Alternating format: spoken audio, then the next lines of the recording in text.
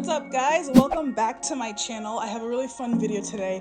I came up with this method on how to get my long hair to fit into short braids. My hair has grown out since I cut it last year to a really short bob, but I'm not ready to let go of the look, and this is a style that I've been wanting to do for so long, and so I kind of just was playing around and figured out how I could achieve it on my long hair. So I'm really excited to show you what I came up with. But first, a word from the sponsor of today's video, Skillshare.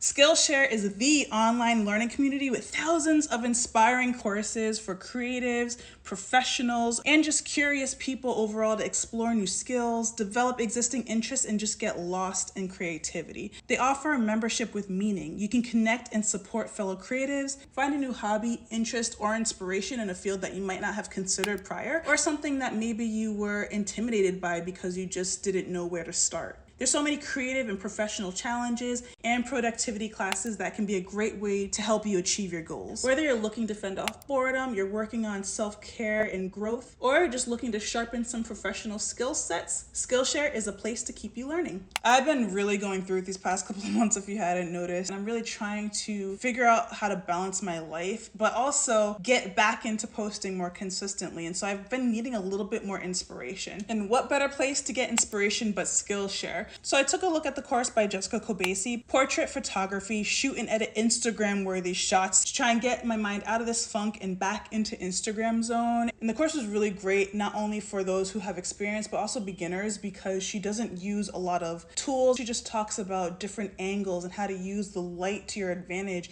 how to experiment with what you have. And she really just opened me up to like all the different areas of my new place that I can actually film or take photos in. And so I just really enjoyed the new perspective. So Skillshare has given me the opportunity to give the first 1,000 people that use my link in the description box a free trial of the Skillshare premium membership. And then after that, it's only about $10 a month. So I know a lot of you guys in my last video were Skillshare sponsored, really wanted to give it a try, but you didn't get a chance. So definitely go quickly, give it a try right now. You're gonna really love the platform. I love it myself. I pay for it personally. I'm somebody who just enjoys learning new things, and they're constantly getting new classes. So it's really great investment for your own personal growth as well as professional growth. So thank you to Skillshare for sponsoring today's video, and back to the content. Okay, so let's just get right into it. Let's not talk too much. I use the Jamaican Bounce crochet hair. It's got like this really curly texture. I really only wanted to do black, but I ran out of the black. So then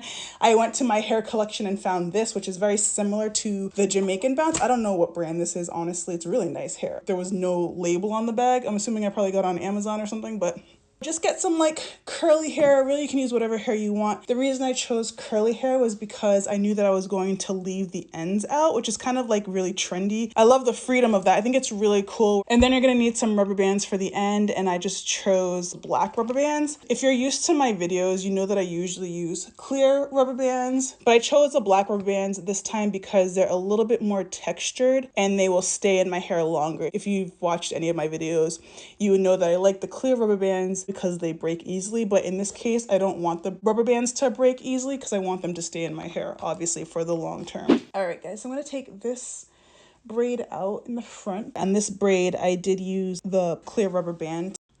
Oh, and there it goes breaking. This is actually a pretty short piece of hair, but you can see that my natural hair goes down a lot further than the braids do. And so I'm just gonna braid this normally so that you can see when you braid it normally, it kind of just hits at the bottom and there's no space for me to curl the hair and not have my natural hair hidden. I'm getting close to the bottom, and you can see that my natural hair is just as long, if not longer, than the fake hair. There's no way to secure the hair in a way that's gonna have my natural hair hidden. It's the exact same length. So I need to make this hair fit like up here so that I can have this hair to curl like this. So I'm going to show you how to braid it to get it like that. Okay, so I have my clear rubber bands now, and this is where knowing which tools to choose really comes in handy. I like the clear rubber bands that pop easily for use on my natural hair. It's just more gentle. I'm going to use that same lock of hair just so that you can see that this method actually does shorten your hair within the braid. So you're going to start this braid out just like any other normal braid. You're going to wrap the middle of the fake hair around your natural hair and start braiding it in just like a normal braid. Okay, and I'm going to do this about 2 or 3 times just to get a nice lock. Now the hair is locked in. Now, making sure that your natural hair is in the middle, I'm going to put it over on one side, and then I'm going to wrap it around that same side so that it's back into the middle. And then I'm going to put it around the other side, and I'm going to wrap it around that side so that it goes back in the middle. And it's really important that you keep this braid flat because it's going to want to twist. And you're saying probably, how is that different than a normal braid?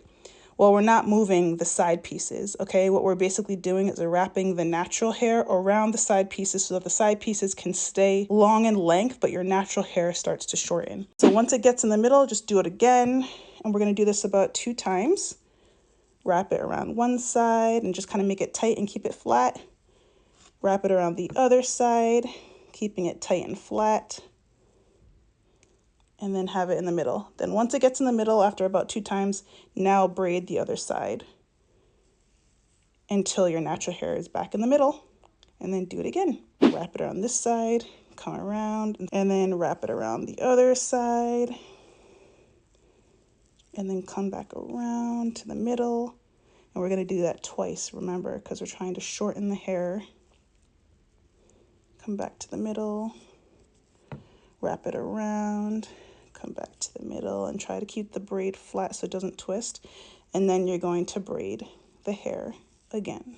Now my natural hair is so much shorter than the long hair, than the synthetic hair. Look at all this curl that we have, okay? Now we're going to bring it back to the middle, and then we can just braid like normal all the way down, knowing that the natural hair is going to be hidden, and then there's enough space for the curl. So now I'm going to secure the bottom with a black rubber band. I'm choosing the black rubber band again because the clear ones tend to pop off a little bit easier. None of my real hair is in here. This is all fake hair. All of my real hair is secure in this braid. Just give it a twist and it's good to go. That's it. So I hope you guys love this awesome method. This means that I don't have to cut my hair every time I want to bob. So that's really cool. I mean, granted, once my hair gets longer, I might have to do more of those loops and we'll see how that turns out. I'll keep doing this method. And if you guys give it a try, definitely tag me and show me your results because I'd love to see how it looks on your hair. I hope you guys enjoyed it. I'll show you the sides and the back. Looks like normal braids. All right, guys, thank you so much for watching. I hope it helps, and I will see you in the next video.